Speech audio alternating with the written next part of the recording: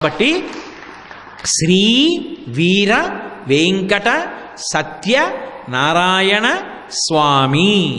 ఆయన పక్కన ఉన్నది అనంత లక్ష్మీ సత్యవతి, కుడి పక్కన శివుడు. ఇలా ఏకపీఠం మీద ఉంటారు. ఒక్క పీఠం మీద ఒక పక్కన పరమశివుడితో, ఎడమ చేతి వైపు అమ్మవారితో ఉండడంలో, అమ్మవారి పేర్లు అలా ఉండడంలో, ఇలా ఒక్క పీఠం మీద మూడు మూర్తులు ఉండడంలో అసలు ఎంత అద్భుతం ఉన్నది. ఆంధ్రదేశం మొత్తం మీద ఏ క్షేత్రంలోనూ లేనటువంటి అద్భుతం ఇక్కడ ఒక్క చోటే ఏది ఉన్నది అన్న విషయం గురించి రేపు సాయంకాలం మళ్ళీ 6:30 కలుసుకున్నప్పుడు సత్యనారాయణ స్వామి పలికించినంత మేర పలుకుతాను. ఇప్పటికీ సెలవు తీసుకుందాం. మంగళాశాసన పరై మదాచార్య పురోగమై సర్వైశ్చ పూర్వైరాచార్యై సత్కృతాయాస్తు మంగళం.